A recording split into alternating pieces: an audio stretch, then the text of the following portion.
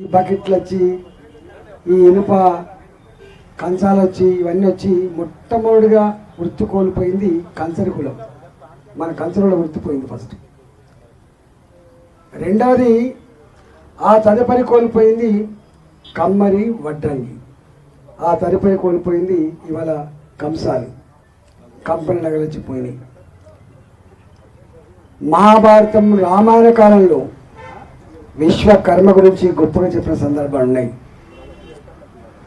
మనిషికి అన్నం పెట్టేవాడు రైతే కావచ్చు కాక, కానీ ఆ రైతుకు సాధారణ కట్టబెట్టింది మాత్రం విశ్వకర్మనే. ఇవాళ గూడు గుడ్డ బువ్వ మూడు. గూడును అందించే దాంట్లో విశ్వకర్మ పాత్ర ఉంటుంది, కూడును అందించే దాంట్లో కూడా విశ్వకర్మ పాత్ర ఉంటుంది, గుడ్డను అందించే దాంట్లో కూడా విశ్వకర్మ పాత్ర ఉంటుంది. మన పాత్రలు ఏది లేదు. ఇవాళ సాంచాలు రావచ్చు, ఇవాళ మిషన్లు రావచ్చు, కానీ మనం చేస్తేనే ఒక మొగ్గమైంది, మనం చేస్తేనే ఒక నాగలైంది, ఒక గుర్రైంది, మనం చేస్తేనే ఒక ఇల్లు అయింది. అందువల్ల విశ్వకర్మ లేని మానవ లోకం లేదు, మానవ కళ్యాణం లేదు. బలం మానవ కళ్యాణానికి మనిషికి అట్టు పెట్టుకొని జీవితాంతం త్యాగం చేసే వాళ్ళు ఎవరుంటే వాళ్ళు విశ్వకర్మలు మాత్రమే. రైతుల ఆత్మహత్యలు చాలా ఫోకస్ అయినాయి, కానీ రైతుల ఆత్మహత్యలకు విశ్వకర్మల ఆత్మహత్యలు చాలా తేడా ఉన్నది.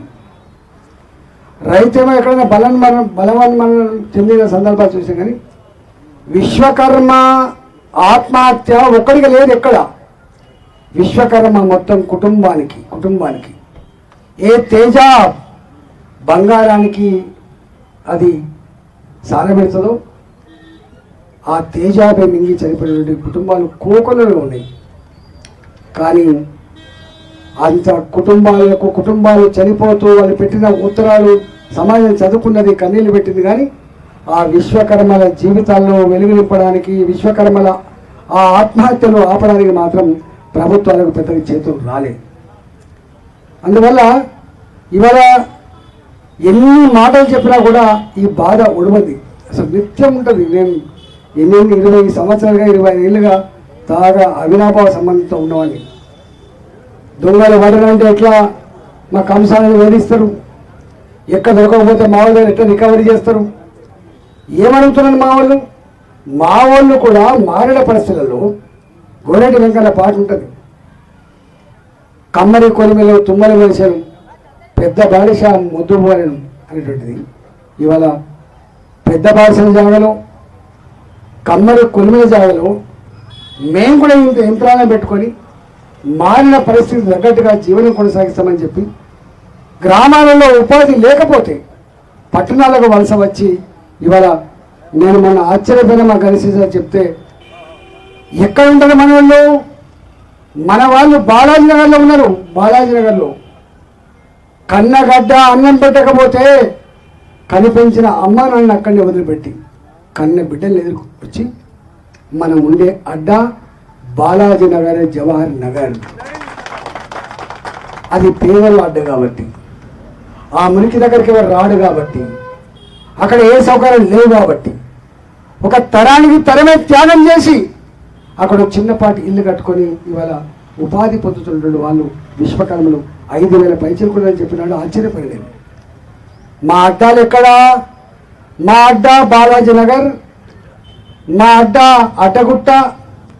ఎక్కడ మురికి కాలువలు ఉంటాయో, ఎక్కడ మా వాళ్ళు 50,000కో ₹1,00,000కో గజం భూమి కొనుక్కోలేని జాగల ఒక గుడిసె వేసుకొని, ఒక రేకుల షెడ్ వేసుకొని జీవనం కొనసాగిస్తూ ఇవాళ కుటుంబాన్ని పోషించుకునే వాళ్ళు మా విశ్వకర్మలు. వాళ్ళకి ఇవాళ ఎలకల బాధ కింద బాధ పెట్టుకుంటారే. నువ్వు హరితారం పెట్టావు, బాధలేదు, హరితారం పెట్టుకో బ్రహ్మాండంగా. అసలు మీకు చాలామంది తెలియదు, ఇవాళ ఏ హరితారం గురించి వీళ్ళు మాట్లాడుతున్నారో హెలికాప్టర్లో పోతే హైదరాబాద్ ఇంత గొప్ప అడవి. ఈ రోడ్లకే కనబడుతుంది అడవంత చిక్కగా, లోపల ఏముండదు.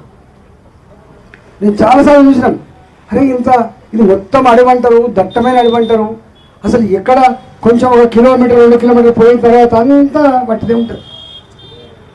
ఎవరో వాళ్ళని కాపాడాల్సి, వాళ్ళని కంట్రోల్ చేయాల్సిన ప్రభుత్వం మా మిషన్లను కంట్రోల్ చేసుకొని మా ఉపాధి మీద దెబ్బకొడితే ఏమొస్తుంది?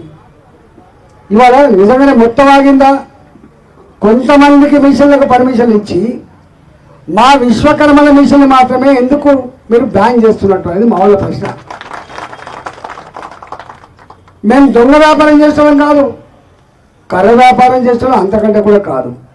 మేము మా దగ్గరికి ఎవరైనా తీసుకొని వస్తే గరీబ్ వాళ్ళకి ఒక కిటికీ చేసిస్తున్నాము, ఒక నాగలి, ఇప్పటికీ నాగలి లేకపోతే నాగలి అవిరించడం.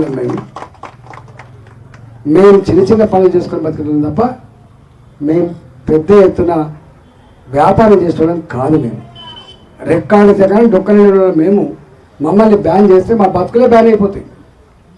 ఇవాళ ప్రభుత్వాలు ఎప్పుడు కూడా మనిషి చుట్టూ, మనిషి జీవితం చుట్టూ తిరగాలి తప్ప, ఆలోచనలు నిర్ణయాలు దాని చుట్టూ తిరగాలి తప్ప వాడు ఎక్కడ పోతా నాకేంది, ఏమైపోతా నాకేంది, నేను మాత్రం చట్టాన్ని పెడతా. గలాంటి చట్టాలను పెట్టడానికి అధికారం వీలేదు బిడ్డ. అధికారాన్ని కట్టబెట్టింది ఇక్కడ ఉన్నటువంటి అన్ని వర్గాల ప్రజలకి. రాజ్యాంగం మీద కదా ప్రమాణం చేసింది. రాజ్యాంగం ఏం చెప్పింది? సమస్త సంపదలు సమస్త ప్రజలకు ఉపయోగపడేదిగా ఉండాలి అని చెప్పిండు Ambedkar. Development with equal distribution చెప్పిండు అంబేద్కర్. కానీ ఒకనాడు మహారాజులకే గొప్ప గొప్ప భవనాలు కట్టించినట్టు మా విశ్వకర్మ ఇవాళ ఏమైపోయిండు? మా విశ్వకర్మ చివరికి బతుకు మీద విరక్తి కలిగి సూసైడ్ చేసుకునే పరిస్థితి ఎందుకు వచ్చింది? సమాజానికి సిగ్గుచేటు ఇది, సమాజానికి సిగ్గుచేటు. గింత పెద్ద సంపద ఉన్న ఈ వ్యవస్థలో, గింత పెద్ద టెక్నాలజీ వచ్చిన ఈ వ్యవస్థలో మా విశ్వకర్మకు కూడా శ్రమ తగ్గాల్సిందే. కానీ మా విశ్వకర్మకు ఆల్టర్నేటివ్గా ఎట్లా బతుకుతారో చెప్పే పరిస్థితి లేకపోతే ఎవరి దిక్కు అని చెప్పి అడుగుతుంది. నువ్వు ఆదుకోకపోతుంది, అమ్మ పెట్టదు, అడక తిననియదు, నువ్వు పెట్టవు, మేము బతకనివ్వనంటే ఎటుపోవాలి వీళ్ళు? ఇవాళ వారు చెప్తున్నారు, ఆనాడు జావడేకర్ గారు కేంద్ర ప్రభుత్వం దీని మీద స్పందించి పాజిటివ్గా నిర్ణయం తీసుకుంటే ఆ నిర్ణయాన్ని అన్ని రాష్ట్రాల్లో అమలు చేసిన కానీ తెలంగాణ మాత్రం అమలు చేయలేదు. ఏం కర్మ, బాధ అనిపిస్తుంది. తెలంగాణ ఉద్యమానికి మూల పురుషుడు సిద్ధాంతకర్త జయశంకర్ సామిగడ్డ కన్నా జాతిది. తొలి అమరుడు మొట్టమొదటిసారిగా పెట్రోల్ చల్లుకొని హావుతైన బిడ్డ, తెలంగాణ జాతిని లేపిన బిడ్డ శ్రీకాంతాచారి, వెంకటాచారి కరివాడు. వాళ్ళ త్యాగాల మీద, వాళ్ళ ఆలోచన మీద, వాళ్ళ మీద సంపత్తి మీద, వాళ్ళ ప్రోత్సాహం మీద తెలంగాణ తెచ్చుకుంటే గా జాతికి ఈ సమస్యను పరిష్కరించకుండా నువ్వు కళ్ళలో మట్టి కొట్టినావంటే నీ ఆలోచన ఎట్లుంటుందో ఒకసారి ఆలోచన చేసుకోండి.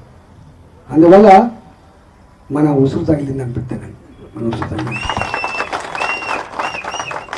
ప్రభుత్వాలు ఎప్పుడు కూడా కూర్చొని నువ్వు ఏ నిర్ణయం చేయొచ్చు. పలానా అరెస్ట్ చేస్తాడు వాడు, పలానా జైలు పెడతాడు వాడు, పలానా తీసుకొచ్చి కొడతాడు వాడు, పలానా గుడిసె కొడతాడు వాడు. కానీ నేను చాలాసార్లు చెప్తున్నా ఈ మధ్యకాలంలో, రాజా పైన ఉన్నటువంటి రాజు ఆదేశాలు ఇవ్వగానే చట్టాన్ని మర్చిపోయి, శిష్టాన్ని మర్చిపోయి కేసులు పెట్టినా, సామిలను మూసేసినా, నా కంసాలను తీసుకుపోయి జైల్లో పెట్టినా తాత్కాలికంగా నీకు మద్దతు ప్రభుత్వం ఉండొచ్చు, కానీ శాశ్వతంగా మాత్రం ప్రజాస్వామ్య మద్దతు ఉండదనే విషయం మర్చిపోవద్దు. అందుకే అధికారులు చాలాగా చెప్తున్నాయి, అధికారులారా మీరు జీ హుజూర్ అని చెప్పి బానిసలాగా పనిచేయకండి, చట్టాన్ని ఒకటి పనిచేయమని చెప్తున్నా. చట్టాన్ని ఒకటి ఇది పూసేసి రాపో, ఇది కుళ్ళగొట్టి రాపో, గది కాదు చేయాల్సింది. నేను చాలా చూస్తున్నా ఈ మధ్య మల్లకాయకి వచ్చిన తర్వాత వీళ్ళ కన్ను చెప్పడే పడే, అంటే రాజకీయ నాయకుల కన్ను గరీబుల మీద పడ్డది. ఏంది వీళ్ళు చేసేది? ఒక 10 ఇళ్ళు కూలగొడతారు, వాళ్ళు భయప్రాంతాలు గురి చేస్తారు, ఇక వసూలు మొదలు పెడతారు. వాళ్ళు అక్కడ వాళ్ళు పంచుకుంటారు. 50 గజాలు 30 గజాల్లో గుడి చేసుకుంటాడు ఉంటాడా? గవాళ్ళ జీవితాలు కొలగొడుతున్నారు వీళ్ళు, గవాళ్ళ ఇల్లు కొలగొడుతున్నారు వీళ్ళు.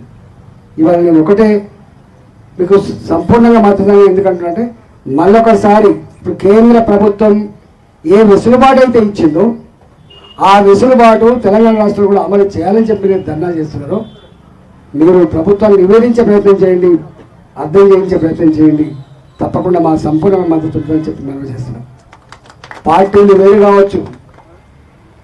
వేరు కావచ్చు కానీ రాజకీయ నాయకులకు ఓట్లు వేసి గెలిపించేది మాత్రం మనకు మంచి పథకాలు, మంచి జీవితాలు, మంచి చట్టాలు, మంచి పద్ధతులు ఇవ్వస్తారని చెప్పి ఆశిస్తాం తప్ప మనం వేరే వేదాల గురించి ఆలోచించగాలి. అందువల్ల వీళ్ళు కనుక అది అర్థం చేసుకొని అమలు చేయకపోతే దాని సంగతి తర్వాత చూద్దాం. రెండవది, ఇవాళ విశ్వకర్మ పథకం వచ్చింది. నిజమే అన్నట్టుగా ఎందుకో ఈ ఎస్ఎల్బీసీ గురించి వాళ్ళు మాట్లాడారు. ఎస్ఎల్బీసీ 6 సంవత్సరాల ఆర్థిక మంత్రిగా ఉంది. ఒక 3 నెలలకు ఒకసారి అంటే దాదాపు సంవత్సరం 4 × 5 20 సార్లు పెట్టినాను. పెట్టిన తర్వాత బ్యాంకులు అర్థం చేసుకున్న తర్వాతనే మేము కొన్ని సిస్టమ్ తీసుకొచ్చినాం. బ్యాంకుల ప్రమేయం లేకుండానే ఆనాడు 50,000 రూపాయలు ఉచితంగా చిన్నోళ్ళకి ఇవ్వాలని చెప్పి చెక్కులు కావచ్చు. బ్యాంకుల ప్రమేయం లేకుండా 80,000 రూపాయలు ప్రభుత్వమే ఇవ్వాలి, 20,000 రూపాయలు కాంట్రిబ్యూషన్ అనే పథకం కావచ్చు. 2 లక్షల రూపాయలు అయితే 1,40,000 రూపాయలు గవర్నమెంట్ నేరుగా ఇవ్వాలి, 60,000 ఇట్లా అనేక రకాల పెట్టినాం అప్పుడు. ఎందుకంటే బ్యాంకులు మీకు తెలుసు దాని చైర్మన్ల కాడ మీరు ఉండరు. అవి గ్యారంటీ లేకున్నా అక్కడ ఏం లేకున్నా వాడు పెద్దలకు లోన్స్ ఎట్లా వస్తాయో మీకు తెలుసు. కాబట్టి చిన్నవాడికి లోన్ ఇవ్వాలంటే వాడి చేతులు రావు. మనవాడు బ్యాంకు మెట్లెత్తే ఆస్కారం లేదు. ఇవాళ ముద్రా రుణాల పేట వచ్చినా, ఇవాళ విశ్వకర్మ రుణాల పేట వచ్చినా కూడా ఎందుకు అయితే లేవంటే అది వచ్చేదా పోయేదా ఇస్తాడా అని చెప్పి ఇంకెక్కడో ఒక అపనమ్మకం ఉంటుంది. కాబట్టి నేను ఒకటే మీకు విజ్ఞప్తి చేస్తున్నాం, తప్పకుండా ఈ విశ్వకర్మ రుణాలు మేము చెప్పినాం. ఎక్కడెక్కడైతే ఇవాళ మాలాంటి ఉన్నామో, ఎక్కడైతే మన ప్రభుత్వ అధికారం లేదో అలాంటి జాగాల్లో ఎక్కువ నంబర్ విశ్వకర్మ పేట ఇచ్చే ప్రయత్నం చేద్దామని చెప్పినాం. మీకు నేను విజ్ఞప్తి చేస్తున్నా. సరే సంఘాలు ఉంటాయి, సంఘాలు మాత్రమే కాదు వ్యక్తులుగా మేము కూడా కొన్ని ఆఫీసులు పెట్టి కొంతమంది ఎంప్లాయీస్ రూపంలో పెట్టి విశ్వకర్మ స్కీముని ఎక్కువ మందికి ఇచ్చినట్టుగా తొందరగా అమలయ్యేటట్టుగా తప్పకుండా ప్రయత్నం చేస్తాం. దాంట్లో మిమ్మల్ని కూడా ఆదుకుంటామని చెప్పి నేను మనవి చేస్తూ, ఇవాళ ఇక్కడ ఇంటెలిజెన్స్ వాళ్ళు తప్పకుండా ఉంటారు. ఇంటెలిజెన్స్ మిత్రులారా మీరు రాసుకొని పోండి. ఇవాళ గింత వర్షంలో కూడా బోనాల పండుగ ఒకవైపు జరుగుతుంది, బోనాల పండుగ ఒకవైపు ఉన్నది, గురు పూర్ణిమ ఒకవైపు జరుగుతుంది, కిటకిటలాడుతున్నాయి మొత్తం దేవాలయాలు కూడా. అయినా వర్షమున్నా గురు పూర్ణిమ ఉన్నా ఇవాళ బోనాల పండుగ ఉన్నప్పటికీ కూడా ఇంత సంఖ్యలో వచ్చి ఇవాళ మీరు సంఘీభావం చెప్పినట్టే దీని తీవ్రత ఏందో ప్రభుత్వానికి అర్థం కావాలి. ఇవాళ మేము 1000 మందిమే కావచ్చు కాక ఇది లక్షల మంది విశ్వకర్మల ఆక్రందన, ఆవేదన, దుఃఖమనే విషయాన్ని మీరు మర్చిపోవద్దని. మీకు ఇట్లాంటి జరుగుతున్నప్పుడు తేరుకొని రిపోర్ట్ తెచ్చుకొని పరిష్కరిస్తే మీకు మద్దతు ఉంటుంది తప్ప ఓట్లప్పుడు వచ్చి కుల సంఘాల మీటింగ్లు పెట్టి ఓట్లప్పుడు వచ్చి మీరు డబ్బులు ఇచ్చి ఎవర్రా అమ్ముడుపోయాడు అంటే తొందరగా అమ్ముడుపోతాడు పేదోడు అని చెప్పి ఎక్కడ అమ్ముడుపోతారా అంటే మొట్టమొదటిగా జవహర్ నగర్లో అమ్ముడుపోతారని, అడ్డగుట్లు అమ్ముడుపోతారని పేదోళ్ళ గురించి చులకనగా మాట్లాడే ప్రయత్నం చేస్తున్నారు. కానీ మొన్న మీరు ట్రీట్మెంట్ ఇచ్చినాయి. పేదవాడు ఆకలి ఉండొచ్చు, పేదవాడికి అవసరం ఉండొచ్చు, కానీ పేదవాడికి ఉండే ఆత్మగౌరవం చాలా గొప్పదనే విషయం మరవద్దని చెప్పి